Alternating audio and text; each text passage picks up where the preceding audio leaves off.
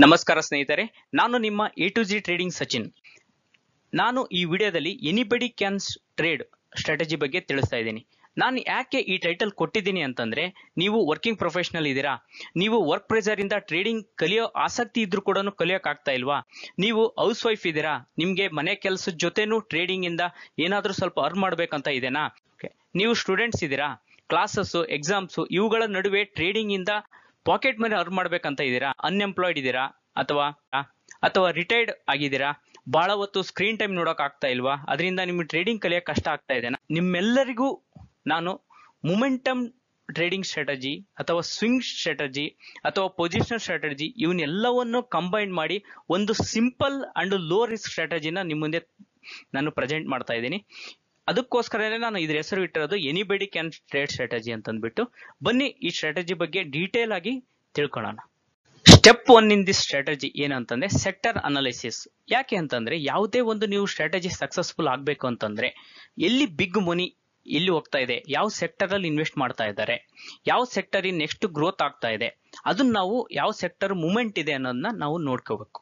ಅದಕ್ಕೋಸ್ಕರ first step sector analysis. ಅದನ್ನ simplified way ಅಲ್ಲಿ ಸೆಕ್ಟರ್ ಹೇಗೆ ಅನಾಲಿಸಿಸ್ ಮಾಡೋದು, ಇವಾಗ ಯಾವ ಸೆಕ್ಟರ್ ಮೊಮೆಂಟಮ್ ಇದೆ ಕಂಡುಹಿಡಿಯೋದಕ್ಕೆ ನಾನೊಂದು ಸ್ಕ್ರೀನರ್ ತೋರಿಸ್ತೀನಿ. ಆ ಸ್ಕ್ರೀನರ್ ಅಲ್ಲಿ ನೀವು ಈಸಿಯಾಗಿ ಯಾವ ಸೆಕ್ಟರ್ ಅಲ್ಲಿ ಈಗ ಮೊಮೆಂಟಮ್ ಇದೆ ಅಂತ ಅಂದ್ಬಿಟ್ಟು ಐಡೆಂಟಿಫೈ ಮಾಡಬಹುದು. ಬನ್ನಿ ಆ ಸ್ಕ್ರೀನರ್ಗೆ ಹೋಗ್ಬಿಟ್ಟು ಅದು ಹೇಗೆ ಸೆಕ್ಟರ್ ಐಡೆಂಟಿಫೈ ಮಾಡೋದು ನೋಡೋಣ. ಸೆಕ್ಟರ್ ಐಡೆಂಟಿಫೈ ಮಾಡೋಕ್ಕೋಸ್ಕರ ನಾವು intradayScreener.com ಈ ವೆಬ್ಸೈಟ್ನ ಯೂಸ್ ಮಾಡ್ತಾ ಇದ್ದೀವಿ. ಇದರಲ್ಲಿ ಭಾಳ ಫೀಚರ್ಸ್ ಫ್ರೀ ಇದಾವೆ. ಇದರಲ್ಲಿ ನೀವು ಈಸಿಯಾಗಿ ಜಿಮೇಲ್ ಮೂಲಕ ಲಾಗಿನ್ ಕೂಡ ಆಗ್ಬೋದು. ಇದರಲ್ಲಿ ನಾವು ಸೆಕ್ಟರ್ ಹೇಗೆ ಐಡೆಂಟಿಫೈ ಮಾಡೋದು ಅಂತಂದರೆ, ಫಸ್ಟ್ ಲಾಗಿನ್ ಆದಮೇಲೆ go to market and sector performance ಇದ್ರ ಮೇಲೆ ಕ್ಲಿಕ್ ಮಾಡಿ. ಇದು ಏನಂತಂದರೆ ವೀಕ್ಲಿ ಒನ್ ಟೈಮ್ ಆ್ಯಕ್ಟಿವಿಟಿ. ವೀಕೆಂಡಲ್ಲಿ ಎನಿ ಟೈಮ್ ಫ್ರೀ ಇದ್ದಾಗ ಈಸಿಲಿ ನೀವು ಯಾವ ಸೆಕ್ಟರಿಗೆ ಪುಲಿಶ್ ಇದೆ ಅಂತ ಅಂದ್ಬಿಟ್ಟು ಫೈಂಡ್ ಔಟ್ ಮಾಡೋಕ್ಕೆ ಒಂದು 5 ಮಿನಿಟ್ಸಲ್ಲೇ ಇದನ್ನ ಯೂಸ್ ಮಾಡ್ಬೋದು.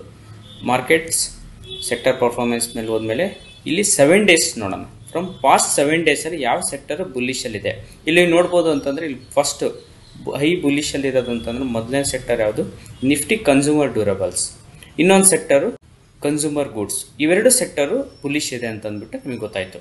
ಈ ಮೂಲಕ ನಾವೇನು ಮಾಡ್ತೀವಿ ಅಂತಂದ್ರೆ ವೀಕೆಂಡಲ್ಲಿ ಯಾವುದು ಸೆಕ್ಟರ್ ಬುಲ್ಲಿಶಲ್ಲಿದೆ ಅಂತ ಅಂದ್ಬಿಟ್ಟು ಐಡೆಂಟಿಫೈ ಮಾಡ್ತೀವಿ. Step 2 in this strategy. ಎರಡನೇ ಸ್ಟೆಪ್ ಏನು ಅಂತಂದ್ರೆ ಆ ಸೆಕ್ಟರ್ ಅಲ್ಲಿ ಯಾವ ಸ್ಟಾಕು ನಾವು ಈಗ ಇನ್ವೆಸ್ಟ್ ಮಾಡಬೇಕು ಅನ್ನೋದು, ಅದನ್ನು ಹೇಗೆ ಸೆಲೆಕ್ಟ್ ಮಾಡಬೇಕು ಅನ್ನೋದು. ಆ ಸಿಂಪ್ಲಿಫೈಡ್ ವೇ ಅಲ್ಲಿ ಅದನ್ನು ಕೂಡ ನಾನು ನಿಮಗೆ ತೋರಿಸ್ಕೊಡ್ತೀನಿ. ಸ್ಟಾಕ್ ಸೆಲೆಕ್ಷನ್ ಕೂಡ ನಾವು intradayScreener.com ವೆಬ್ಸೈಟ್ ಇದೆಯಲ್ಲ ಅದನ್ನೇ ನಾವು ಯೂಸ್ ಮಾಡ್ತಾ ಇದೀವಿ. ಇದರಲ್ಲಿ ನಾವು ಈಸಿಯಾಗಿ ಹೇಗೆ ಸ್ಟಾಕ್ ಸೆಲೆಕ್ಟ್ ಮಾಡೋದು ಆ ಸೆಕ್ಟರ್ ಅಲ್ಲಿ ಅಂತಂದ್ರೆ, ಇಲ್ಲಿ ನೋಡಬಹುದು ನಮ್ಗೆ ಗೊತ್ತಾಯ್ತು first sector Nifty consumer durables. ಅದು ಗೊತ್ತಾದ್ಮೇಲೆ ಅದ್ರ ಮೇಲೆ ಕ್ಲಿಕ್ ಮಾಡಿದ್ರೆ ಅಂತಂದ್ರೆ ರೈಟ್ ಸೈಡ್ಗೆ ಆ ಸೆಕ್ಟರ್ ಅಲ್ಲಿ ಇರೋಂಥ ಎಲ್ಲಾ ಸ್ಟಾಕ್ಸ್ ಲೀಸ್ಟ್ ನಿಮಗೆ ಇಲ್ಲಿ ತೋರಿಸ್ಬಿಡುತ್ತೆ. ಇದರಿಂದ ನಮ್ಗೆ ಏನಾಗುತ್ತೆ ಅಂದ್ರೆ ಈಸಿಯಾಗಿ ನಿಮ್ ಸೆಕ್ಟರ್ ಕೂಡ ಐಡೆಂಟಿಫೈ ಆಗ್ಬಿಡುತ್ತೆ. ಇನ್ನೊಂದು ನೆಕ್ಸ್ಟ್ ಕನ್ಸ್ಯೂಮರ್ ಗುಡ್ಸ್. ಅದು ಬೇಕಾದ್ರೆ ಕನ್ಸ್ಯೂಮರ್ ಗುಡ್ಸ್ ಅಲ್ಲಿ ಕ್ಲಿಕ್ ಮಾಡಿದ್ರೆ ಅಂತಂದ್ರೆ ಕನ್ಸ್ಯೂಮರ್ ಗುಡ್ಸ್ ಅಲ್ಲಿ ಇರೋ ಸ್ಟಾಕ್ಸ್ ಕೂಡ ಗೊತ್ತಾಗ್ಬಿಡುತ್ತೆ. ಈಗ ನಮಗೆ ಆಲ್ರೆಡಿ ಏನಾಗಿದೆ ಅಂತಂದ್ರೆ ಸೆಕ್ಟರ್ ಯಾವ್ದು ಅಂತ ಗೊತ್ತಾಗಿದೆ, ಯಾವ ಸೆಕ್ಟರ್ ಅಲ್ಲಿ ಮನಿ ಹೋಗ್ತಾ ಇದೆ, ಯಾವ ಸೆಕ್ಟರ್ ಬುಲಿಶ್ ಇದೆ ಅಂತ ಅಂದ್ಬಿಟ್ಟು ಒಂದು ಮೊಮೆಂಟಮ್ ಸೆಕ್ಟರ್ ನಮಗೆ ಗೊತ್ತಾಯ್ತು. ಅದರ ನಂತರ ಆ ಸೆಕ್ಟರ್ ಅಲ್ಲಿ ಅಂತ ಸ್ಟಾಕ್ ಲಿಸ್ಟ್ ಕೂಡ ಗೊತ್ತಾಯ್ತು. ಆ ಸ್ಟಾಕ್ ಅಲ್ಲಿ ನಮಗೆ ಬೇಕಾಗಿರುವಂತ ಸ್ಟಾಕ್ ಯಾವುದು ಅದನ್ನ ಫಿಲ್ಟರ್ ಮಾಡಕ್ಕೆ ನಾವ್ ಏನ್ ಮಾಡ್ತಿದೀವಿ ಅಂತಂದ್ರೆ, ಈ ಕ್ಯಾಂಡಲ್ ಸ್ಟಿಕ್ ಅಲ್ಲಿ we are going to use weekly time frame. Weekly time frame ಅಲ್ಲಿ ನಾವು ನೋಡ್ತೀವಿ ಚಾರ್ಟ್ ನ. ಇದ್ರಲ್ಲಿ ನಾವು ಮಾಡ್ಬೇಕಾಗಿರೋ ಕೆಲಸ ಏನಂತಂದ್ರೆ, ಆ ಸ್ಟಾಕ್ಸ್ ಗಳಲ್ಲಿ ಯಾವುದು ಈಗ ಸಪೋರ್ಟ್ ಲೆವೆಲ್ ಅಲ್ಲಿ ಇದೆ ಆ ಸ್ಟಾಕ್ ಅಂತ ಅಂದ್ಬಿಟ್ಟು ನಾವು ಐಡೆಂಟಿಫೈ ಮಾಡಬೇಕು. ಯಾವ ಸ್ಟಾಕ್ ಸಪೋರ್ಟ್ ಅಲ್ಲಿ ಇದೆ, ಆ ಸಪೋರ್ಟ್ ಯಾವ ಸ್ಟಾಕ್ ತಗಂತ ಇದೆ ಅಂತ ಅಂದ್ಬಿಟ್ಟು ಐಡೆಂಟಿಫೈ ಮಾಡುತ್ತೆ. ಅದು ಹೇಗೆ ಮಾಡೋದು ಅಂತ ಅಂದ್ಬಿಟ್ಟು ನಾನು ತೋರಿಸ್ಕೊಡ್ತೀನಿ ಬನ್ನಿ. ಇಲ್ಲಿ ನೋಡ್ಬೋದು ಪ್ರೀವಿಯಸ್ಲಿ ಒಂದು ಸಪೋರ್ಟ್ ಅಂತಂದ್ರೆ ಏನಾಗುತ್ತೆ, ಒಂದು ಮುಂಚೆ ರೆಸಿಸ್ಟೆನ್ಸ್ ಇರಬೇಕು, ಅದು ಸಪೋರ್ಟ್ ಆಗಿ ವರ್ಕ್ ಆಗಬೇಕು, ಅದರಿಂದ ನಮಗೆ ಒಂದು ಸಪೋರ್ಟ್ ಅಂತ ಗೊತ್ತಾಗುತ್ತೆ. ಇನ್ನೊಂದು ಪ್ರೀವಿಯಸ್ಲಿ ಅಲ್ಲಿಂದ ಮಾರ್ಕೆಟ್ ಅಪ್ ಮೂವ್ ಆಗಿರ್ಬೇಕು, ಅದು ಒಂದು ಸಪೋರ್ಟ್ ಲೆವೆಲ್ ಅಂತ ನಮ್ಗೆ ಗೊತ್ತಾಗುತ್ತೆ. ಇಲ್ಲಿ ನಾವು ತೋರಿಸಿದ ಒಂದು ಎಕ್ಸಾಂಪಲ್ ನಾನು ತೋರಿಸ್ತೀನಿ ನೋಡಿ. ಇಲ್ಲಿ ಹ್ಯಾಪಿಯೆಸ್ಟ್ ಮೈಂಡ್ಸ್, ಈ ಹ್ಯಾಪಿಯೆಸ್ಟ್ ಮೈಂಡ್ ಅಲ್ಲಿ ನೀವು ವೀಕ್ಲಿ ಟೈಮ್ ಫ್ರೇಮ್ ಅಲ್ಲಿ ಇದೀನಿ. ಇಲ್ಲಿ ನೋಡಿದ್ರೆ ಏನ್ ಗೊತ್ತಾಗ್ತಿದೆ ಅಂತ ಅಂದ್ಬಿಟ್ರೆ, ಈ ಲೆವೆಲ್ ಅಲ್ಲಿ ಮಾರ್ಕೆಟ್ ಏನಾಗಿದೆ, ಇಲ್ಲಿ ಫಾಲ್ ಆಗ್ತಾ ಇತ್ತು, ಈ ಲೆವೆಲ್ ಇಂದ ಮತ್ತೆ ಅಪ್ ಮೂವ್ ಶುರುವಾಗಿದೆ. ಈ ಲೆವೆಲ್ ಅಪ್ ಮೂವ್ ಶುರುವಾಗಿದೆ, ಇಲ್ಲಿ ಒಂದು ಮಾರ್ಕ್ ಮಾಡ್ಬಿಡೋಣ ಒಂದು ಲೈನ್. ಇದು ನಮಗೆ ಸಪೋರ್ಟ್ ಲೆವೆಲ್ ಅಂತ ಗೊತ್ತಾಯ್ತು. ನೆಕ್ಸ್ಟ್ ಮತ್ತೆ ಮಾರ್ಕೆಟ್ ಫಾಲ್ ಆಗಿದೆ. ಫಾರ್ ಎಕ್ಸಾಂಪಲ್ ಈ ವೀಕ್ ಅಲ್ಲಿ ಈ ಸೆಕ್ಟರ್ ಏನಾದ್ರು ಐಡೆಂಟಿಫೈ ಆಗಿತ್ತು ಅಂತಂದ್ರೆ ನಾವೇನ್ ಮಾಡ್ತೀವಿ ಅಂತಂದ್ರೆ, ಇಲ್ಲಿ ನಾವು ಒಂದು ಬುಲ್ಲಿಶ್ ಕ್ಯಾಂಡಲ್ ಐಡೆಂಟಿಫೈ ಮಾಡಬೇಕು ಸಪೋರ್ಟ್ ಲೆವೆಲ್ ಅಲ್ಲಿ. ಫಾರ್ ಎಕ್ಸಾಂಪಲ್ ಇದರಲ್ಲಿ ನೋಡಬಹುದು ಇಲ್ಲೊಂದು ಗ್ರೀನ್ ಕ್ಯಾಂಡಲ್ ಮಾಡಿದೆ. ಈಗ ಇದರಿಂದ ನಮಗೆ ಏನ್ ಅರ್ಥ ಆಯ್ತು ಅಂತಂದ್ರೆ, ಈ ಸ್ಟಾಕ್ ಅಲ್ಲಿ ನಾವು ಇನ್ವೆಸ್ಟ್ ಮಾಡ್ತಾ ಇದೀವಿ, ಇದನ್ನ ನಾವು ಆ ಸೆಕ್ಟರ್ ಇಂದ ಈ ಸ್ಟಾಕ್ ನ ಐಡೆಂಟಿಫೈ ಮಾಡ್ತೀವಿ. This should be our stock for the investment. ಇದು ನಮ್ಮನ್ನ ವೀಕೆಂಡ್ ಅಲ್ಲಿ ಇದನ್ನ ಮಾಡ್ಬೇಕಾಗಿರೋಂತ ಕೆಲಸ.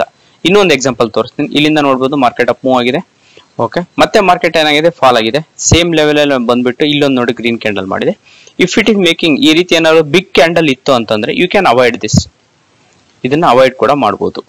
ಅದ ನಂತರ ಮತ್ತೆ ಮಾರ್ಕೆಟ್ ಫಾಲ್ ಆಗಿದೆ. ಇಲ್ಲಿ ನೋಡಬಹುದು ಇಲ್ಲೊಂದು ಸ್ಮಾಲ್ ಕ್ಯಾಂಡಲ್ ಮಾಡಿದೆ. ಈ ರೀಸೆಂಟ್ ಆಗಿ IT ಸೆಕ್ಟರ್ ಬುಲಿಶ್ ಅಲ್ಲಿ ಇದೆ. ಆ 19th ಆಗಸ್ಟ್ ಏನಾದ್ರು ನಿಮಗೆ ಆ ವೀಕ್ ಅಲ್ಲಿ IT ಸೆಕ್ಟರ್ ಅಲ್ಲಿ ಈ ಸ್ಟಾಕ್ ಇತ್ತು ಅಂತಂದ್ರೆ ಈಸಿಯಾಗಿ ಇದನ್ನ ನೀವು ಸೆಲೆಕ್ಟ್ ಮಾಡಬಹುದು ಈ ಸ್ಟಾಕ್ ನ. ಅದೇ ರೀತಿ ಇನ್ನೊಂದು ಎಕ್ಸಾಂಪಲ್ ತೋರಿಸ್ತೀನಿ ಬನ್ನಿ. ಬಾಲಕೃಷ್ಣ ಇಂಡಸ್ಟ್ರೀಸ್. ಬಾಲಕೃಷ್ಣ ಇಂಡಸ್ಟ್ರೀಸ್ ನೋಡಿದ್ರೆ ಅಂತಂದ್ರೆ ಇದು ಒಂದು ಬ್ರೇಕ್ಔಟ್ ಲೆವೆಲ್. ಈ ಲೆವೆಲ್ಗೆ ಒಂದು ಹಾರಿಜೆಂಟಲ್ ಲೈನ್ ಮಾರ್ಕ್ ಮಾಡ್ಬಿಡೋಣ. ಇದರಿಂದ ಇದು ನಮಗೆ ಏನು ವರ್ಕ್ ಆಗುತ್ತೆ ಅಂದ್ರೆ ಮುಂಚೆ ಇದು ಈ ಲೆವೆಲ್ ರೆಸಿಸ್ಟೆನ್ಸ್ ವರ್ಕ್ ಮಾಡ್ತಾ ಐತೆ, ನೆಕ್ಸ್ಟ್ ಸಪೋರ್ಟ್ ಆಗಿ ವರ್ಕ್ ಮಾಡುತ್ತೆ. ಮಾರ್ಕೆಟ್ ಅಪ್ ಮೂವ್ ಕೊಡ್ತು, ಇಲ್ಲಿ ಕೆಳಗಡೆ ಬಂದಿದೆ, ಮತ್ತೆ ಈ ಲೆವೆಲ್ ಅಲ್ಲಿ ಒಂದು ಗ್ರೀನ್ ಕ್ಯಾಂಡಲ್ ಮಾಡಿದೆ. ಈ ವೀಕ್ ಅಲ್ಲಿ ಈಗ 19th ಆಗಸ್ಟ್ ಈ ಕ್ಯಾಂಡಲ್ ಏನಾದ್ರು ಅಂತಂದ್ಬಿಟ್ಟು ಈ ಸೆಕ್ಟರ್ ಐಡೆಂಟಿಫೈ ಆಗಿತ್ತು, ಆ ಸೆಕ್ಟರ್ ಅಲ್ಲಿ ಈ ಸ್ಟಾಕ್ ಐಡೆಂಟಿಫೈ ಆಯ್ತು ಅಂತಂದ್ರೆ ಈ ಸ್ಟಾಕ್ ನ ನಾವ್ ಏನ್ ಮಾಡ್ತೀವಿ, will consider this for the investment. ಟ್ರೇಡಿಂಗಿಗೆ ಈ stock is a good stock ಅಂತಂದ್ಬಿಟ್ಟು ನಾವು ಸೆಲೆಕ್ಟ್ ಮಾಡ್ತೀವಿ.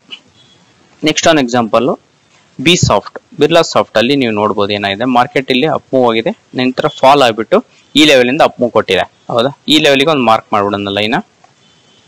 ಸಿಮಿಲರ್ಲಿ ರೀಸೆಂಟ್ ಆಗಿ ಏನಾಗಿದೆ ಅಂತಂದ್ರೆ ಇಲ್ಲಿ 12th ಆಗಸ್ಟ್ ಟೈಮ್ ಅಲ್ಲಿ ಇಲ್ಲೊಂದು ಗ್ರೀನ್ ಕ್ಯಾಂಡಲ್ ಮಾಡಿದೆ.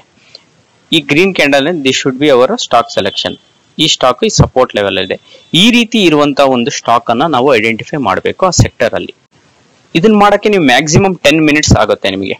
ಯಾಕಂದ್ರೆ ಒಂದು ಸೆಕ್ಟರ್ ಅಲ್ಲಿ ನಿಮಗೆ ಒಂದು 10 ಸ್ಟಾಕ್ಸ್ ಇದೆ ಅಂತಂದ್ರೆ ಈ ಯಾವ ಸ್ಟಾಕ್ ಸಪೋರ್ಟ್ ಅಲ್ಲಿ ಇದೆ ಅಂತ ಐಡೆಂಟಿಫೈ ಮಾಡಕ್ಕೆ ಒಂದು 5 ಮಿನಿಟ್ಸ್ ಆಗ್ಬೋದು. ಸೆಕ್ಟರ್ ಅಂಡ್ ಸ್ಟಾಕ್ಸ್ ಸೆಲೆಕ್ಟ್ ಮಾಡಕ್ಕೆ ಒಂದು 5 ಮಿನಿಟ್ಸ್. ಒಂದು 10 to 15 ಮಿನಿಟ್ಸ್ ಅಲ್ಲಿ ಈಸಿಯಾಗಿ ನೀವು ಏನ್ ಮಾಡಬಹುದು ಅಂತಂದ್ರೆ ಸ್ಟಾಕ್ ಸೆಲೆಕ್ಷನ್ ಕೂಡ ಮಾಡಬಹುದು. ಸ್ಟೆಪ್ 3 ಏನಂತಂದ್ರೆ ಎಂಟ್ರಿ ಯಾವಾಗ ಕೊಡೋದು ಮತ್ತೆ ಎಷ್ಟು ಕ್ವಾಂಟಿಟಿ ತಗೋಬೇಕು ಅನ್ನೋದು. ಎಂಟ್ರಿ ಯಾವಾಗ್ಲೂ ನಾವು ತಗೊಳೋದು ಮಂಡೇ ಎಂಟ್ರಿ ಇರುತ್ತೆ. ಆ ಹೋಲ್ ಡೇ ಅಲ್ಲಿ any time if you are free, ನನ್ನ ಸಜೆಷನ್ ಮಂಡೇ ಮಾರ್ನಿಂಗ್ ಎಂಟ್ರಿ ಕೊಡಿ. ಆಗ್ಲಿಲ್ಲ ಅಂತಂದ್ರೆ ಆ ಡೇ ಅಲ್ಲಿ any time you can enter the trade. Monday will be our entry. And quantity ಎಷ್ಟಿರುತ್ತೆ, ಕ್ವಾಂಟಿಟಿ ಹೇಗೆ ಮೆಜರ್ ಮಾಡೋದು ಅಂತಂದ್ಬಿಟ್ಟು ಬನ್ನಿ ನಾನು ತೋರಿಸ್ಕೊಡ್ತೀನಿ. ಕ್ವಾಂಟಿಟಿ ಹೇಗೆ ಕ್ಯಾಲ್ಕುಲೇಟ್ ಮಾಡೋದು ಅಂತಂದ್ರೆ if you have 5 lakh rupees ಅದನ್ನ 5 ಆಗಿ ಡಿವೈಡ್ ಮಾಡಿ. ಒಂದೇ ಸ್ಟಾಕ್ ಅಲ್ಲಿ ಯಾವತ್ತೂ ನಾವು ಎಂಟೈರ್ ಅಮೌಂಟ್ ಇನ್ವೆಸ್ಟ್ ಮಾಡಬಾರ್ದು. ಯಾಕಂದ್ರೆ ಡೈವರ್ಸಿಫಿಕೇಶನ್ ಇಸ್ ಬಹಳ ಇಂಪಾರ್ಟೆಂಟ್. ಅದಕ್ಕೋಸ್ಕರ ನಾವು ಏನ್ ಮಾಡ್ತೀವಿ ಅಂತಂದ್ರೆ ಅದರಲ್ಲಿ ಅಮೌಂಟ್ ನ 5 ಆಗಿ ಡಿವೈಡ್ ಮಾಡಿಬಿಟ್ಟು ಆ 5 lakh ನ ಡಿವೈಡ್ ಇಂಟು 1 lakh ಮಾಡ್ತೀವಿ. ಒಂದು ಸ್ಟಾಕ್ ಅಲ್ಲಿ 1 lakh ಮಾತ್ರ ಇನ್ವೆಸ್ಟ್ ಮಾಡೋದು. 1 lakh ಗೆ ಎಷ್ಟು ಕ್ವಾಂಟಿಟಿ ಬರುತ್ತೆ, 1 lakh divided by stock price. ಇವಾಗ ಎಷ್ಟಲ್ಲಿ ನಡೀತಾ ಇದೆ, ಫಾರ್ ಎಕ್ಸಾಂಪಲ್ ಇವತ್ತು ನನಗೆ ಸ್ಟಾಕ್ ಎಷ್ಟಿದೆ 800 rupees ಅಲ್ಲಿ ನಡೀತಾ ಇದೆ, ಅಥವಾ 1000 rupees ಅಲ್ಲಿ ನಡೀತಾ ಇದೆ ಅಂತ ಇಟ್ಕೊಳ್ಳೋಣ. 1 lakh ಡಿವೈಡೆಡ್ ಬೈ 1000 rupees ಅಂದ್ರೆ 100 ಕ್ವಾಂಟಿಟಿ ನಾವು ಮಂಡೇ ಮಾರ್ನಿಂಗ್ ಎಂಟ್ರಿ ಕೊಡ್ತೀವಿ. ಇನ್ ದಿಸ್ ಸ್ಟೆಪ್ 4 ಏನು ಅಂತಂದ್ರೆ ಸ್ಟಾಪ್ ಲಾಸ್. ನಾವು ಈ ಸ್ಟ್ರಾಟಜಿಯಲ್ಲಿ ಯಾವಾಗ ಎಷ್ಟು ನಾವು ಸ್ಟಾಪ್ ಲಾಸ್ ನ ಇಡಬೇಕು ಅಂದ್ರೆ ನಾವು ಎಷ್ಟು ಲಾಸ್ ಆಯ್ತು ಅಂತಂದ್ರೆ ಈ ಸ್ಟ್ರಾಟಜಿಯಿಂದ ನಾವು ಎಕ್ಸಿಟ್ ಆಗಬೇಕು, ಈ ಟ್ರೇಡ್ ಇಂದ ನಾವು ಎಕ್ಸಿಟ್ ಆಗಬೇಕು ಅನ್ನೋದನ್ನ ನೋಡೋಣ ಬನ್ನಿ. ಸ್ಟಾಪ್ ಲಾಸ್ ಏನಿರುತ್ತೆ ಅಂತಂದ್ರೆ ನಾವು ಯಾವ ಕ್ಯಾಂಡಲ್ ಅಲ್ಲಿ ಎಂಟ್ರಿ ಕೊಟ್ಟಿರ್ತೀವಲ್ಲ ಆ ಕ್ಯಾಂಡಲ್ ಲೋ ಕೆಳಗಡೆ ಯಾವ್ದಾದ್ರು ಡೈಲಿ ಕ್ಯಾಂಡಲ್ ಕ್ಲೋಸ್ ಆಯ್ತು ಅಂತಂದ್ರೆ ಅದು ನಮ್ದು ಸ್ಟಾಪ್ ಲಾಸ್ ಆಗಿರುತ್ತೆ. ಫಾರ್ ಎಕ್ಸಾಂಪಲ್ ಇದು ನಮ್ದು ಕ್ಯಾಂಡಲ್ ಎಂಟ್ರಿ ಕ್ಯಾಂಡಲ್ ಅಂತಂದ್ರೆ ಈ ಕ್ಯಾಂಡಲ್ ಕೆಳಗಡೆ ನಾವು ನೆಕ್ಸ್ಟ್ ಏನ್ ಮಾಡ್ತೀವಿ ಅಂದ್ರೆ ಡೈಲಿ ಕ್ಯಾಂಡಲ್ ಅಬ್ಸರ್ವ್ ಮಾಡ್ತೀವಿ. ಡೈಲಿ ಯಾವ್ದಾದ್ರು ಒಂದು ಇದ್ರ ಕೆಳಗಡೆ ಲೋ ಇಲ್ಲೊಂದು ಮಾರ್ಕ್ ಮಾಡ್ಬಿಡೋಣ. ಇದು ನಮ್ದು ಸ್ಟಾಪ್ ಲಾಸ್. ಇದ್ರ ಕೆಳಗಡೆ ಏನಾದ್ರು ಕ್ಯಾಂಡಲ್ ಕ್ಲೋಸ್ ಆಯ್ತು ಅಂತಂದ್ರೆ ನಾವು ಡೈಲಿ ಕ್ಯಾಂಡಲ್ ಕ್ಲೋಸ್ ಆಯ್ತು ಅಂದ್ರೆ ನೆಕ್ಸ್ಟ್ ಡೇ ಮಾರ್ನಿಂಗ್, ಯಾಕಂದ್ರೆ ನಾವು ಆಫೀಸ್ ವರ್ಕ್ ಇಂದ ಎಲ್ಲ ವರ್ಕ್ ಅಲ್ಲಿ ಬಿಸಿ ಇರ್ತೀರಾ, ಅದು ಎವ್ರಿ ಟೈಮ್ ನೀವು ಮಾರ್ಕೆಟ್ ನೋಡಕ್ಕಲ್ಲ. At the end of the day market 3:30 close ಆಗುತ್ತೆ. 3:30 ಇಂದ ಎನಿ ಟೈಮ್ ನೀವು ಫ್ರೀ ಆದಾಗ ಜಸ್ಟ್ 5 ಮಿನಿಟ್ಸ್ ನಾವು ಏನ್ ಮಾಡ್ತೀವಿ ಅಂತಂದ್ರೆ ಈ ಸ್ಟಾಕ್ ನೋಡ್ತೀವಿ ಎಲ್ಲಿದೆ ಅಂತ ಅಂದ್ಬಿಟ್ಟು. ಓಕೆ, ನಾವು ಎಂಟ್ರಿ ಕೊಟ್ಟಿರೋದು ಈ ಕ್ಯಾಂಡಲ್ ಅಲ್ಲಿ. ಇದ್ರ ಕೆಳಗಡೆ ಯಾವ್ದಾದ್ರು ಕ್ಯಾಂಡಲ್ ಕ್ಲೋಸ್ ಆಗಿದೆ, ಯಾವುದೇ ತರದ ಕ್ಯಾಂಡಲ್ ಕ್ಲೋಸ್ ಆಗಿಲ್ಲ. ಸೊ ಅದಕ್ಕೋಸ್ಕರ ನಾವ್ ಏನ್ ಮಾಡ್ತೀವಿ ಅಂದ್ರೆ ಇದ್ರಲ್ಲಿ ಏನೇ ಎಕ್ಸಿಟ್ ಕೊಡಲ್ಲ. ಫಾರ್ ಎಕ್ಸಾಂಪಲ್ ಯಾವ್ದಾದ್ರು ಒಂದು ಕ್ಯಾಂಡಲ್ ಕೆಳಗಡೆ ಕ್ಲೋಸ್ ಆಯ್ತು ಅಂತಾನೆ ಇಟ್ಕೊಳ್ಳೋಣ. ಆ ಕ್ಯಾಂಡಲ್ ಕ್ಲೋಸ್ ಆಯ್ತು ಅಂದ್ರೆ ಡೈಲಿ ಕ್ಯಾಂಡಲ್, ಅದನ್ನ next day morning market open ಆಗ್ತಿದ್ದಂಗೆ ಅರೌಂಡ್ 9:15 to 10 o'clock ಟೈಮ್ ಅಲ್ಲಿ ನೀವೇನ್ ಮಾಡ್ಬೇಕಂದ್ರೆ ಆ ಸ್ಟಾಕ್ ಇಂದ ಎಕ್ಸಿಟ್ ಆಗಬೇಕು. ಈಗ ನಮ್ ಟಾರ್ಗೆಟ್ ಎಷ್ಟು, ನಾವು ಎಷ್ಟು ಪ್ರಾಫಿಟ್ ಬಂದಾಗ ಈ ಟ್ರೇಡ್ ಅನ್ನು ನಾವು ಪ್ರಾಫಿಟ್ ನ ಬುಕ್ ಮಾಡಬೇಕು. ಈ ಸ್ಟ್ರಾಟಜಿಯಲ್ಲಿ ನಾವು ಟಾರ್ಗೆಟ್ 1:3 ಇಡೋಣ. ಅಂದ್ರೆ ರಿಸ್ಕ್ ಏನಿದೆನೋ ಅದ್ರ 3 ಪಟ್ಟು ನಮ್ದು ರಿವಾರ್ಡ್ ಇರಬೇಕು. ಅದು ಹೇಗ್ ಮೆಜರ್ ಮಾಡೋದು ರಿಸ್ಕ್ ಟು ರಿವಾರ್ಡ್ ನ ಅನ್ನೋದನ್ನ ತೋರಿಸ್ಕೊಡ್ತೀನಿ ಬನ್ನಿ. ಪ್ರಾಫಿಟ್ ಹೇಗ್ ಬುಕ್ ಕ್ಯಾಲ್ಕುಲೇಟ್ ಮಾಡ್ತೀವಿ ಅಂತಂದ್ರೆ ಈ ಕ್ಯಾಂಡಲ್ ಲೋ ಇಂದ ಹಿಡಿದ್ಬಿಟ್ಟು ನಮ್ದು ಎಂಟ್ರಿ ಪ್ರೈಸ್ ಏನಿರುತ್ತಲ್ಲ ಮಂಡೇ ಮಾರ್ನಿಂಗ್ ಅಲ್ಲಿಂದ ಇಂಟು 3. ಫಾರ್ ಎಕ್ಸಾಂಪಲ್ ರಿಸ್ಕ್ ನಾವೇನಾದ್ರು 5% ತಗಂತ ಇದೀವಿ ಅಂತಂದ್ರೆ ನಮ್ ಟಾರ್ಗೆಟ್ ಶುಡ್ ಬಿ 1:3 ಅಂದ್ರೆ ನಿಯರ್ಲಿ 5% ಅಂತಂದ್ರೆ 15% should be our the profit. ಅದನ್ನ ನಾವು ಈಸಿಯಾಗಿ ಇಲ್ಲಿ ಕೂಡ ಚೆಕ್ ಮಾಡಬಹುದು. ಏನಂತಂದ್ರೆ ಇಲ್ಲಿ ನಾವು ಎಂಟ್ರಿ ಕೊಟ್ಟಿದ್ದೀರಾ ಅಂತಂದ್ರೆ ಇದ್ರ ಮೇಲೆ ಕ್ಲಿಕ್ ಮಾಡೋಣ. ಇದು ನಮ್ದು ಸ್ಟಾಪ್ ಲಾಸ್ ಇತ್ತು. ಇಷ್ಟು ನಾವು ರಿಸ್ಕ್ ತಗೊಂತ ಇದೀವಿ. ಈ ರಿಸ್ಕ್ ಅಂತಂದ್ರೆ ಪ್ರಾಫಿಟ್ ಎಷ್ಟು ಇರಬೇಕು ಅಂತಂದ್ರೆ 1:3. ಇಲ್ಲಿ ನೋಡ್ಬೋದು ರಿಸ್ಕ್ ಟು ರಿವಾರ್ಡ್ ಇದು 1:3 ಆಲ್ರೆಡಿ ಆಗಿದೆ. ಇಲ್ಲಿ ತೋರಿಸ್ತಾ ಇದೆ ರಿವಾರ್ಡ್ ಇಸ್ 3%. ಇದು ನಮ್ದ ಟಾರ್ಗೆಟ್ ಆಗಿರುತ್ತೆ.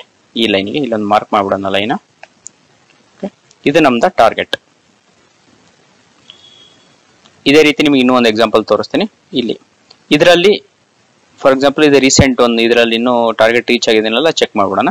ಇದರಲ್ಲಿ ನಮ್ for example on 19th August ಈ ನೀವು ಸ್ಟಾಕ್ ನ ಐಡೆಂಟಿಫೈ ಮಾಡಿದ್ರಿ.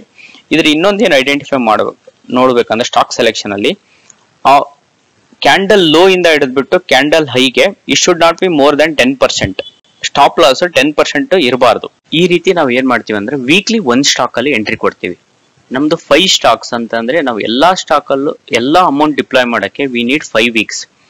ಈ ರೀತಿ ನಾವು ಯಾವುದೇ ಒಂದು ವೀಕ್ ಅಲ್ಲಿ ನಮ್ಗೆ ಯಾವುದೇ ತರಹದ ಸ್ಟಾಕ್ ಸಿಗ್ಲಿದಂಗೆ ಇರ್ಬೋದು. ಆ ಸೆಕ್ಟರ್ ಅಲ್ಲಿ ಅಷ್ಟು ಸಪೋರ್ಟ್ ಲೆವೆಲ್ ಅಲ್ಲಿ ಇರೋಂಥದ್ದು ಅಥವಾ 10% ಒಳಗಡೆ ಸ್ಟಾಪ್ ಲಾಸ್ ಇರೋಂಥದ್ದು ಯಾವುದೇ ತರಹದ ಸ್ಟಾಕ್ ಸಿಗ್ಲಿದಂಗೆ ಇರ್ಬೋದು.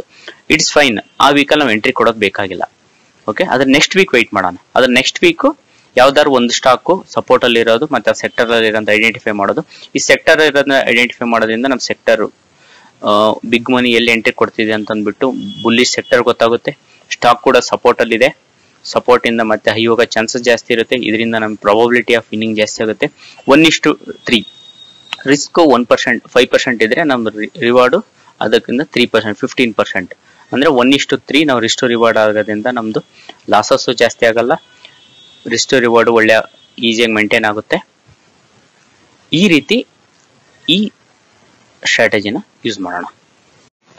ಸಕ್ಸಸ್ಫುಲ್ ಟ್ರೇಡರ್ ಆಗಕ್ಕೆ ನೀವು ಮೈಂಡ್ ಅಲ್ಲಿ ಇಟ್ಕೋಬೇಕಾಗಿರೋಂತ ಪಾಯಿಂಟ್ಸ್ ಏನಂತಂದ್ರೆ ಮೊದಲನೇದು ಡಿಸಿಪ್ಲೈನ್. ನೀವು ಯಾವುದೇ ಸ್ಟ್ರಾಟಜಿ ಇರ್ಬೋದು, ಅದರಲ್ಲಿ ನೀವು ಡಿಸಿಪ್ಲೈನ್ ಫಾಲೋ ಮಾಡಲಿಲ್ಲ ಅಂತಂದ್ರೆ ನೀವು ಸಕ್ಸಸ್ಫುಲ್ ಆಗಕ್ ಸಾಧ್ಯ ಇಲ್ಲ. ಸೊ ಅದಕ್ಕೋಸ್ಕರ ಈ ನಾನು ಹೇಳ್ಕೊಟ್ಟಿರೋಂಥ ಸ್ಟ್ರಾಟಜಿನ ವೀಕೆಂಡ್ ಸೆಕ್ಟರ್ ಮತ್ತೆ ಸ್ಟಾಕ್ ಸೆಲೆಕ್ಟ್ ಮಾಡೋದು. Monday we have to enter the trade. ಅದ ನಂತರ ಸ್ಟಾಪ್ ಲಾಸ್ ಹಿಟ್ ಆದಾಗ ಸ್ಟಾಪ್ ಲಾಸ್ ಇಂದ ಎಕ್ಸಿಟ್ ಆಗಿ ಟಾರ್ಗೆಟ್ ಇತ್ತಾದಾಗ ಟಾರ್ಗೆಟ್ ಬುಕ್ ಮಾಡಿ. ಸ್ಟಾಪ್ ಲಾಸ್ ಇಂದ ಇಲ್ಲ ಪ್ರಾಫಿಟ್ ಆಗ್ಬೋದು ಅಂತಂದು ಆಗಿರ್ಬೋದು, ಅಥವಾ ಪ್ರಾಫಿಟ್ ಆದಾಗ ಇನ್ನೂ ಪ್ರಾಫಿಟ್ ಆಗುತ್ತೆ ಅಂತಂದ್ಬಿಟ್ಟು ಆ ರೀತಿ ಎಂದು ವೆಯ್ಟ್ ಮಾಡಬೇಡಿ. ಡಿಸಿಪ್ಲೈನ್ ಆಗಿ ಈ ಸ್ಟ್ರಾಟಜಿನ ಫಾಲೋ ಮಾಡಿ. ಅವಾಗ ನೀವು ಈಸಿಯಾಗಿ ಸಕ್ಸಸ್ ಆಗಕ್ಕೆ ಸಾಧ್ಯ ಆಗುತ್ತೆ. ಎರಡನೇ ಪಾಯಿಂಟ್ ಏನಂತಂದ್ರೆ emotions control. You have to control your emotions. ಇಲ್ಲ ನಾನು ಈ ಟ್ರೇಡ್ ಅಲ್ಲೇ ನಾನು ಎಲ್ಲ ಅಮೌಂಟ್ ಹಾಕ್ಬಿಟ್ಟು ನಾನು ಜಾಸ್ತಿ ಅರ್ನ್ ಮಾಡಿಬಿಡ್ತೀನಿ ಮಾಡೋದು, ಆ ರೀತಿ ಎಲ್ಲ ಮಾಡೋಕ್ ಹೋಗಬೇಡಿ. ಅಥವಾ 1:1 ರೀಚ್ ಆಗಿರುತ್ತೆ ಅಥವಾ 1:2 ರೀಚ್ ಆಗಿರುತ್ತೆ. ಇಲ್ಲ ನನಗೆ ಆಲ್ರೆಡಿ 1:2 ಆಗಿದೆ ನಾನು ಎಕ್ಸಿಟ್ ಆಗ್ಬಿಡ್ತೀನಿ ಅಂತ ಅನ್ನೋದು. ಇವತ್ತು ನಾವು 1:2 ಹಾಕ್ತಿವಿ, ನೆಕ್ಸ್ಟ್ 1:1 ಎಕ್ಸಿಟ್ ಆಗ್ತೀವಿ. ಅದರಿಂದ ಏನಾಗುತ್ತೆ ಅಂತಂದ್ರೆ ನೀವು ರೂಲ್ಸ್ ನ ಬ್ರೇಕ್ ಮಾಡ್ತೀರಾ. ಅವಾಗ ನಿಮ್ಗೆ ಲಾಸಸ್ ಆಗಕ್ಕೆ ಶುರು ಆಗುತ್ತೆ. Step 3, you have to follow the trading journal ನ ಒಂದು ಮೇಂಟೈನ್ ಮಾಡಿ. ಆ ಜರ್ನಲ್ ಅಲ್ಲಿ ನೀವು ಎಂಟ್ರಿ ಆಗಿರೋ ಡೇಟು, ಎಂಟ್ರಿ ಆಗಿರೋ ಸ್ಟಾಕ್ ಯಾವುದು, ಎಂಟ್ರಿ ಆಗಿರೋ ಕ್ವಾಂಟಿಟಿ ಎಷ್ಟು, ಮತ್ತೆ ಎಂಟ್ರಿ ಆಗಿರೋ ಪ್ರೈಸ್ ಎಷ್ಟು, ಅದು ಎಕ್ಸಿಟ್ ಆದ್ಮೇಲೆ same exit price, exit date, ಮತ್ತೆ ಅದು ಯಾಕೆ ಎಕ್ಸಿಟ್ ಆದ್ರಿ, ಸ್ಟಾಪ್ ಲಾಸ್ ಹಿಟ್ ಆಗಿತ್ತು ಅಥವಾ ಟಾರ್ಗೆಟ್ ಹಿಟ್ ಆಗಿತ್ತು, ಅದನ್ನ ನೀಟಾಗಿ ಬರೀರಿ. ಅದಾದ್ಮೇಲೆ ಕಮೆಂಟ್ಸ್ ಅಲ್ಲಿ ನೀವೇನಾದ್ರು ಮಿಸ್ಟೇಕ್ ಮಾಡಿದ್ರಿ ಅಂತಂದ್ರೆ ಅದನ್ನ ಕೂಡ ಬರೀರಿ. ಅದರಿಂದ ನಿಮ್ಗೆ ಏನ್ ಹೆಲ್ಪ್ ಆಗುತ್ತೆ ಅಂತಂದ್ರೆ ಆ ಮಿಸ್ಟೇಕ್ಸ್ ನ ನೀವು ರಿಪೀಟ್ ಮಾಡಕ್ ಹೋಗಲ್ಲ ಬರೆದಿಟ್ಟಿರೋದ್ರಿಂದ. Next point patience. ಈ ಟ್ರೇಡಿಂಗ್ ಅಲ್ಲಿ ಮೇನ್ ಇಂಪಾರ್ಟೆಂಟ್ ಥಿಂಗ್ ನಿಮಗೆ ಪೇಷನ್ಸ್ ಬೇಕು. ಕೆಲವೊಂದು ಟೈಮಲ್ಲಿ ಸ್ಟಾಕ್ ಈ ಸೆಕ್ಟರ್ ಸೆಲೆಕ್ಟ್ ಮಾಡ್ತೀರಾ, ಆ ಸೆಕ್ಟರ್ ಅಲ್ಲಿ ನಿಮ್ಗೆ ಯಾವುದೇ ತರಹದ ಸ್ಟಾಕ್ಸ್ ನಿಮಗೆ ಸೆಟಪ್ ಗೆ ಸಿಕ್ಕಿರಲ್ಲ. ಆ ಸೆಟಪ್ ಅಲ್ಲಿ ನಿಮ್ಗೆ ಸಿಗ್ಲಿಲ್ಲ ಅಂತಂದ್ರೆ ವೆಯ್ಟ್ ಮಾಡಿ ನೆಕ್ಸ್ಟ್ ವೀಕಿಗೆ. ಪ್ರತಿ ವೀಕ್ ಟ್ರೇಡ್ ತಗೊಳ್ಳೇಬೇಕು ಅನ್ನೋ ಅವಶ್ಯಕತೆ ಏನಿಲ್ಲ. You have to wait for the setup. ಅದ್ರ ಆದ್ಮೇಲೆ ನೀವು ಟ್ರೇಡ್ ಎಂಟ್ರಿ ಕೊಡಿ. ಅದಾದ್ಮೇಲೆ ಮೇ ಬಿ ಟಾರ್ಗೆಟ್ ಕೆಲವೊಂದು ಟ್ರೇಡ್ ಒಂದೇ ವೀಕಲ್ ಟಾರ್ಗೆಟ್ ಅಚೀವ್ ಆಗ್ಬೋದು, ಕೆಲವೊಂದು ಮಂತ್ಸ್ ತಗೋಬಹುದು. ಆ ಟಾರ್ಗೆಟ್ಗೋಸ್ಕರ ವೆಯ್ಟ್ ಮಾಡಿ. ನೀವು ಪೇಷನ್ಸ್ ವೆಯ್ಟ್ ಮಾಡೋದ್ರಿಂದಾನೇ ಇದರಲ್ಲಿ ಸಕ್ಸಸ್ಫುಲ್ ಆಗಕ್ ಸಾಧ್ಯ. ಈ ಪಾಯಿಂಟ್ಸ್ ನ ಫಾಲೋ ಮಾಡಿ ಈಸಿಯಾಗಿ ನೀವು ಕೂಡ ಸಕ್ಸಸ್ಫುಲ್ ಟ್ರೇಡರ್ ಆಗ್ತೀರಾ. A to Z trading school ಇಂದು ಫ್ರೀ ಟೆಲಿಗ್ರಾಮ್ ಚಾನಲ್ ಇದೆ, ಅದು ಕೂಡ ನೀವು ಜಾಯಿನ್ ಆಗಿ. ಆ ಟೆಲಿಗ್ರಾಮ್ ಗ್ರೂಪ್ ಅಲ್ಲಿ ನಾನು ಕೂಡ ಸೆಕ್ಟರ್ ಅನಾಲಿಸಿಸ್ ಮತ್ತೆ ಸೆಕ್ಟರ್ ಅಲ್ಲಿ ಸ್ಟಾಕ್ ಅನಾಲಿಸಿಸ್ ಮಾಡಿಬಿಟ್ಟು ಆ ಸ್ಟಾಕ್ಸ್ ಅಪ್ಡೇಟ್ಸ್ ನಾನು ಟೆಲಿಗ್ರಾಮ್ ಗ್ರೂಪ್ ಅಲ್ಲಿ ಅಪ್ಡೇಟ್ ಮಾಡ್ತಾ ಇದ್ದೇನೆ. ಅದರಿಂದನೂ ಕೂಡ ನಿಮಗೆ ಹೆಲ್ಪ್ ಆಗುತ್ತೆ. ಅದನ್ನು ಯೂಸ್ ಮಾಡ್ಕೊಂಡು ನೀವು ಸ್ಟಾಕ್ ಅಲ್ಲಿ ಎಂಟ್ರಿ ಕೊಡಬಹುದು. ನಮ್ಮ ನೆಕ್ಸ್ಟ್ ವಿಡಿಯೋ ಅಪ್ಡೇಟ್ಸ್ಗೋಸ್ಕರ ಈ ಚಾನಲ್ ನ ಸಬ್ಸ್ಕ್ರೈಬ್ ಮಾಡ್ಕೊಂಡು ಮತ್ತೆ ಬೆಲ್ ಐಕನ್ ಕೂಡ ಪ್ರೆಸ್ ಮಾಡಿ. ಈ ವಿಡಿಯೋ ಇಷ್ಟ ಆಗಿದ್ದರೆ ಲೈಕ್ ಮಾಡಿ ಮತ್ತೆ ನಿಮ್ಮ ಫ್ರೆಂಡ್ಸ್ ಜೊತೆ ಶೇರ್ ಕೂಡ ಮಾಡಿ. ಧನ್ಯವಾದಗಳು.